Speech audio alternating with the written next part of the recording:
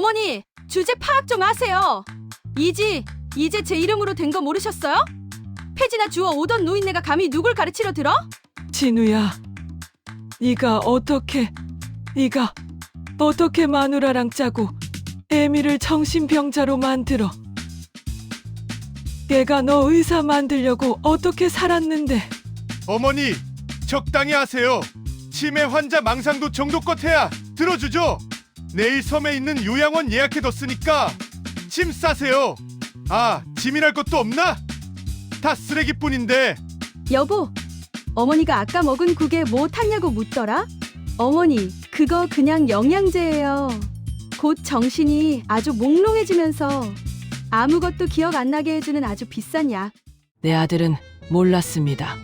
제가 왜 30년 동안 폐지를 줍고 낡은 옷만 입었는지, 그리고 지금 제 입안에 숨겨둔 이 녹음기가 지들을 지옥으로 보낼 티켓이라는 것도요.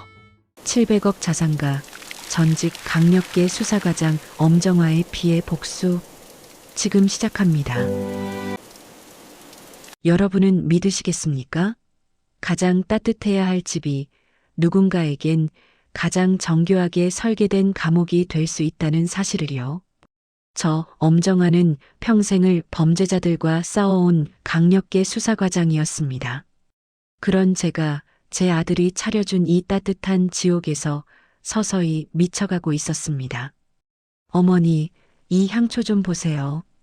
프랑스에서 직구한 건데 노인들 인지 능력 향상에 그렇게 좋대요. 제가 매일 아침 저녁으로 어머니 방에 피워드릴게요. 유라야, 난 좀 어지럽구나. 이 향이 너무 진해서 그런지 자꾸 눈앞이 뿌옇게 흐려져. 아이고, 어머니. 그게 다 치매 초기 증상이라니까요. 자꾸 거부하지 마시고 깊게 들이마셔 보세요. 이게 다 어머니를 위한 거예요. 며느리가 피우는 그 향기. 달콤한 꽃향기 끝에 비릿한 약품 냄새가 섞여 있다는 걸 그때는 몰랐습니다. 그 향초가 타오를수록 제 기억은 조각났고 제가 하지도 않은 일들이 사실이 되어 저를 옥죄어 왔습니다. 엄마, 대체 왜 이래? 왜 멀쩡한 수진이 숙제를 다 찢어놓고 기억을 못해? 이게 벌써 몇 번째야? 아니다, 진우야. 난 거실에 나간 적도 없어. 난 계속 방 안에. 여보, 어떡해? 어머니가 아까 주방 가위 들고 저를 쳐다보시는데 눈빛이 너무 무서웠어요. 우리 수진이 무서워서 집에서 살 수 있겠어? 아들의 눈빛이 변했습니다. 헌신적으로 뒷바라지에 의사로 만든 내 아들. 하지만 마누라의 눈물 섞인 거짓말 앞에 아들에게 저는 이제 사랑하는 어머니가 아니라 치워야 할 오물이 되어가고 있었습니다. 그들은 저를 경제적으로도 완전히 고립시켰습니다. 제 명의의 카드와 통장을 치매 환자 관리라는 명목으로 빼앗아갔죠. 700억 자산가인 제가 당장 우유 한 팩 사 먹을 돈이 없어 길거리에 폐지를 줍기 시작했습니다. 아이고, 저 할머니 또 나왔네. 아들이 의사라더니 순 거짓말인가 봐. 저렇게 악착같이 폐지를 줍는 거 보면. 사람들은 비웃었지만 저는 폐지를 주어야만 했습니다. 그들이 준 음식에는 약이 섞여 있었고 저는 밖에서 산 삼각김밥 하나로 하루를 버텨야 정신을 차릴 수 있었으니까요. 리어카를 끌며 저는 보았습니다. 제 카드로 수백만 원짜리 명품백을 사고 웃으며 백화점을 나오는 며느리와 아들의 모습을요. 어느 날 밤 갈증에 목이 말라 거실로 나갔을 때였습니다. 굳게 닫힌 아들의 방 너머로 소름 끼치는 대화가 흘러나왔습니다. 진우 씨, 이제 임계점이야. 진단서는 이미 친구 병원에서 뗐어. 중증 치매로 인한 자의 위험. 이거면 요양원이 아니라 정신병원 강제 입원도 가능해. 입원시키자마자 어머니 땅, 그거 매각 절차 밟자. 엄마가 눈치챈 거 아니겠지? 요즘 폐지 줍는 척하면서 자꾸 밖으로 돌잖아. 걱정 마. 오늘 밤에 피울 향초는 평소보다 3배는 강해. 내일 아침이면 자기 이름도 기억 못할 걸. 심장이 멈추는 것 같았습니다. 내 아들이, 내가 목숨보다 소중히 여긴 내 자식이 내 영혼을 팔아넘기려 하고 있었습니다. 하지만 그들은 하나를 몰랐습니다. 제가 강력계에서 30년을 버틴 수사과장 엄정화라는 사실을요. 저는 방으로 돌아와 며느리가 피워둔 독이 든 향초를 창밖으로 던져버렸습니다. 진우야, 유라야. 너희가 선택한 이 지옥. 끝까지 한번 가보자꾸나. 대신 그 끝에 기다리는 건 너희가 꿈꾸던 돈이 아니라 단단한 철창일 거다. 새벽 4시. 서울 도심이 차갑게 식어 있을 때 저는 낡은 목장갑을 끼고 집을 나섭니다. 며느리는 제가 치매 증상 때문에 밤낮 구분도 못하고 쓰레기를 뒤지러 가는 줄 압니다. 현관문을 나설 때 등 뒤로 들리던 며느리의 비웃음 섞인 혼잣말이 아직도 귀에 생생하네요. 에휴, 저 노인네. 죽을 때가 되니까 자기 갈 무덤이라도 파러 가나 보네. 하지만 저는 쓰레기를 줍는 게 아니었습니다. 저는 증거를 수집하고 있었습니다. 아들과 며느리가 제 통장에서 빼돌린 돈으로 구입한 명품백 영수증, 은밀하게 주고받은 사채업자의 연락처, 그리고 며느리가 제 방에 피웠던 그 독한 향초의 성분 분석 의뢰서까지. 이 낡은 리어카는 저의 은밀한 수사본부이자 녀석들을 파멸로 몰고 갈 거대한 무기였습니다. 집에서 5블록 떨어진 후미진 고물상 뒷골목.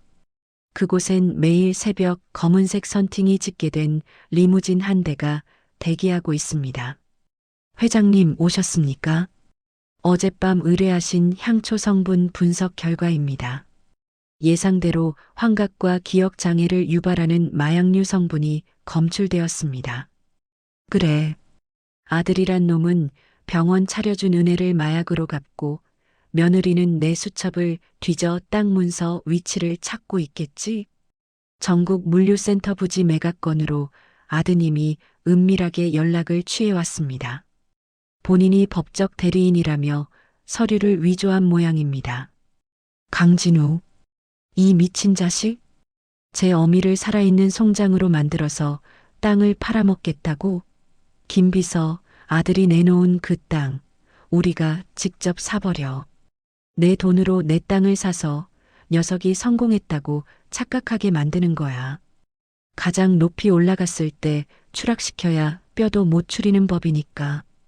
집으로 돌아오면 저는 다시 치매 노인 연기를 시작합니다. 멍한 눈동자, 약간 풀린 발음. 아들 진우는 제 앞에서 아주 효자인 척 연기를 하더군요. 엄마, 병원 운영이 조금 힘들긴 한데 엄마가 가지고 있는 저기 남양주 땅 있잖아. 그거 엄마가 나한테 관리하라고 맡겼던 거 기억나?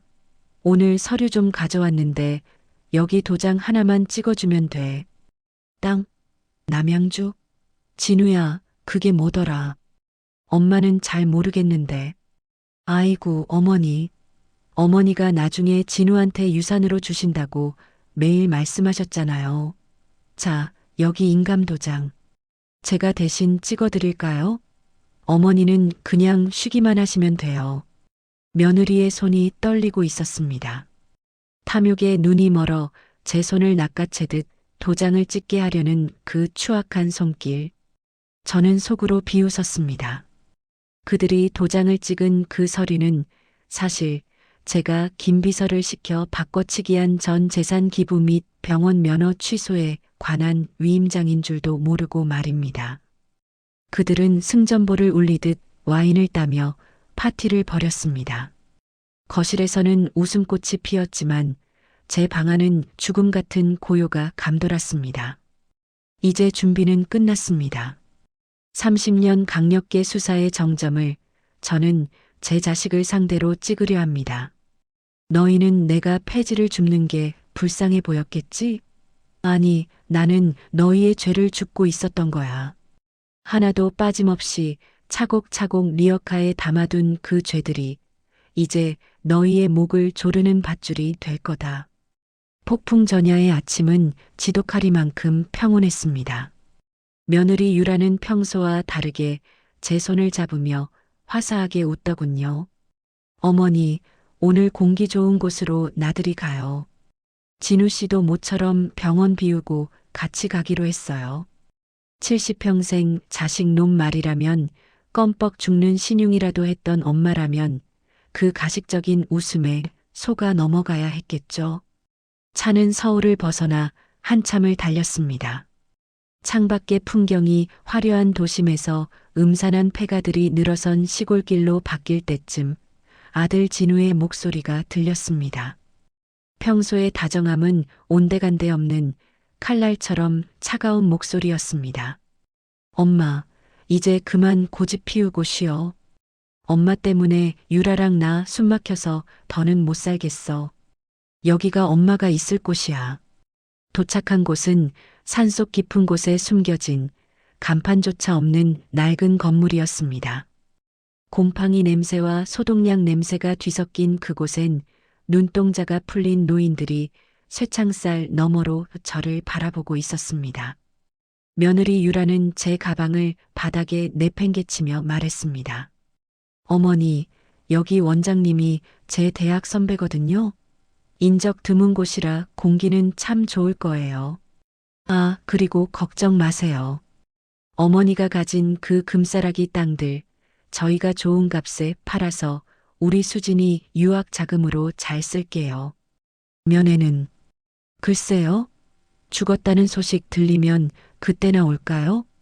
진우야, 네가 어떻게 내 아들 진우 맞니?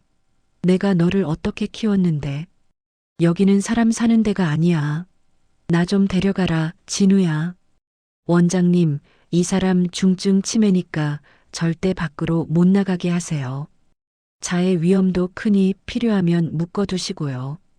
아들은 제 눈을 피하며 서둘러 차에 올라탔습니다. 멀어져가는 차 뒷모습을 보며 저는 바닥에 주저앉아 통곡했습니다. 연기가 아니었습니다. 심장 한 구석이 실제로 도련해지는 듯한 짐승 같은 아픔이었습니다. 내가 30년 넘게 밥을 먹이고 등록금을 대준 내 자식이 나를 산 채로 무덤에 쳐넣은 것입니다. 이봐요, 할머니. 밥이나 처먹어. 원장이라는 작자가 던져준 식판에는 상한 냄새가 진동하는 잔반들이 담겨 있었습니다. 그들은 제가 누군지 몰랐겠죠.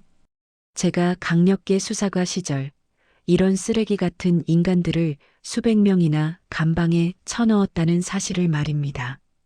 슬픔은 잠시였습니다.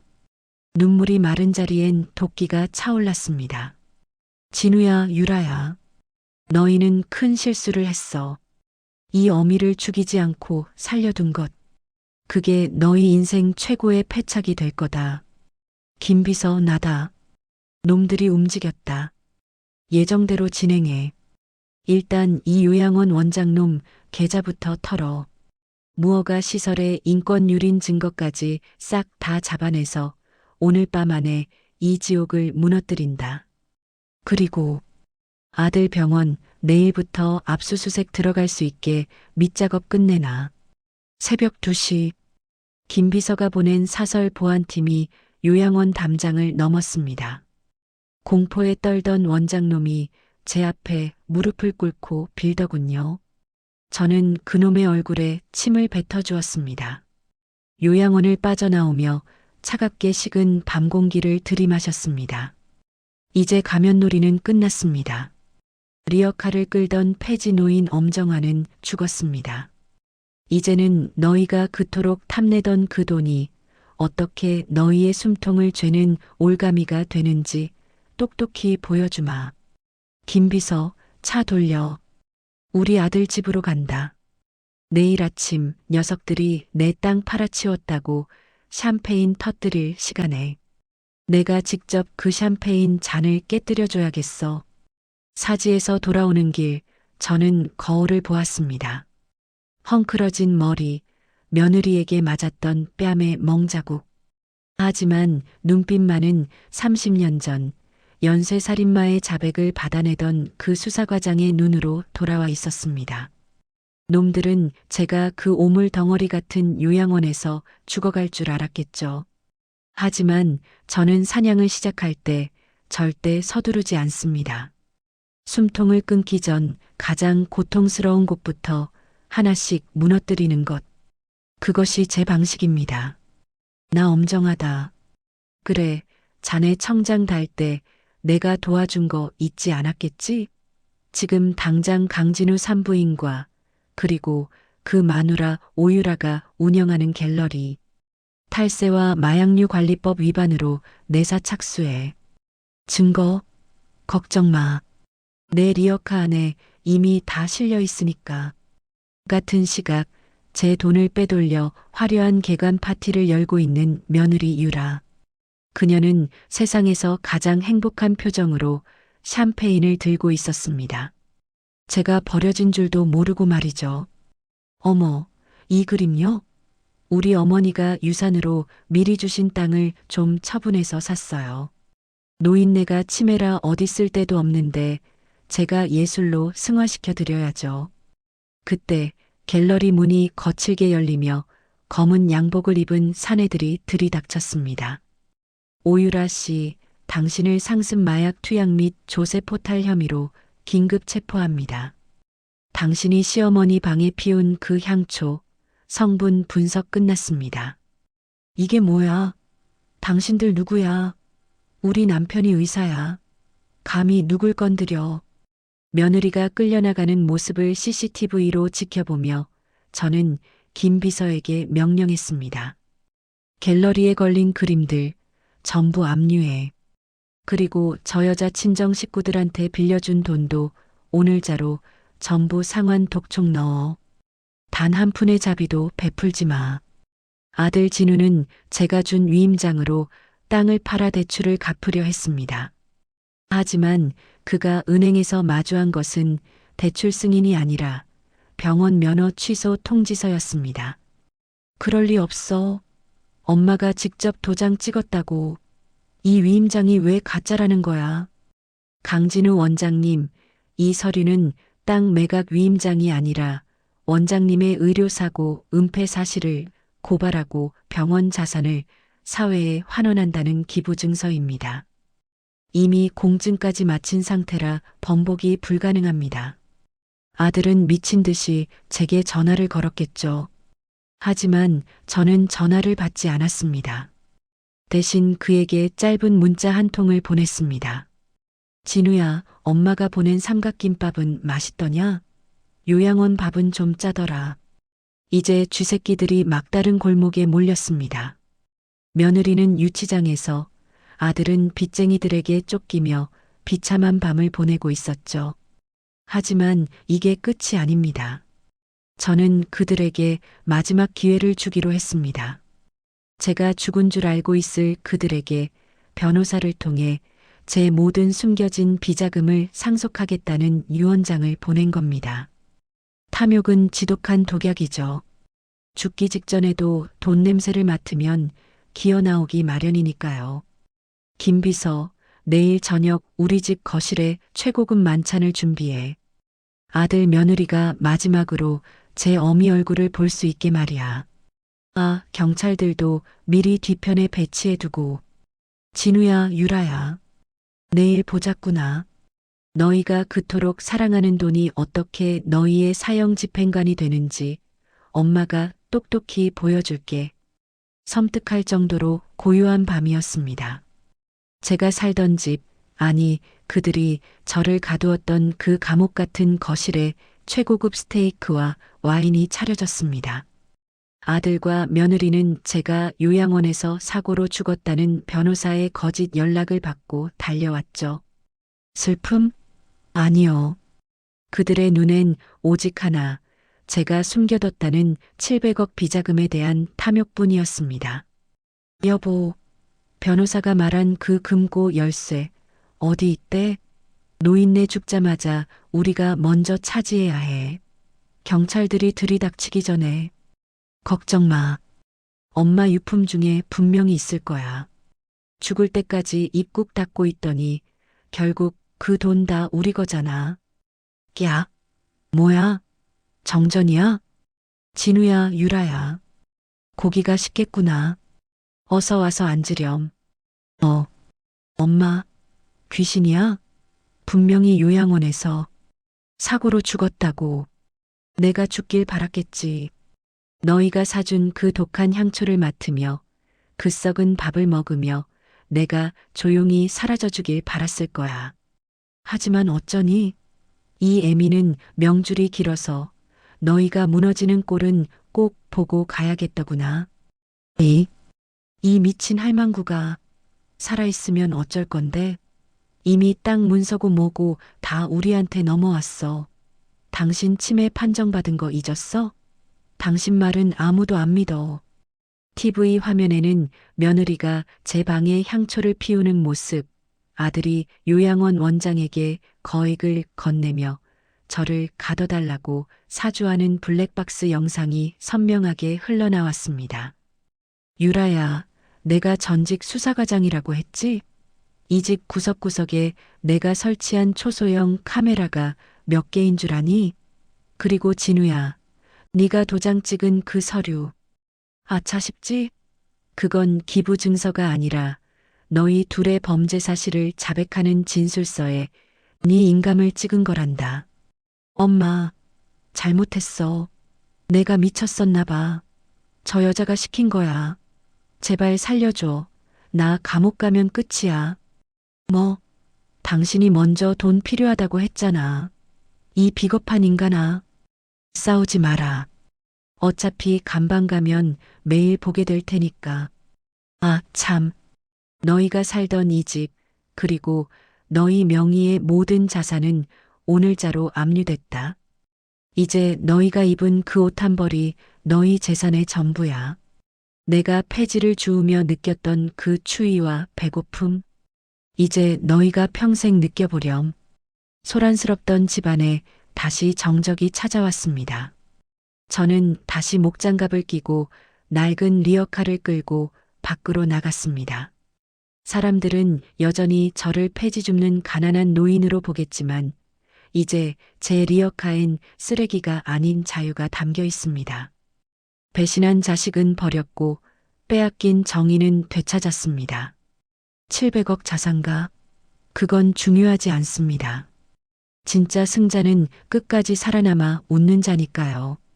오늘 이야기 가슴속까지 시원하셨나요? 배신한 자식과 악독한 며느리를 향한 엄정화 회장님의 불꽃 같은 복수. 여러분이라면 이런 자식들을 어떻게 하시겠습니까? 지금 바로 구독과 좋아요를 눌러주세요. 여러분의 응원이 모이면 다음번엔 더욱 강력하고 통쾌한 참교육 사연으로 돌아오겠습니다. 알림 설정까지 하셔서 절대 놓치지 마세요. 지금까지 시니어 스토리였습니다. 시청해주셔서 감사합니다.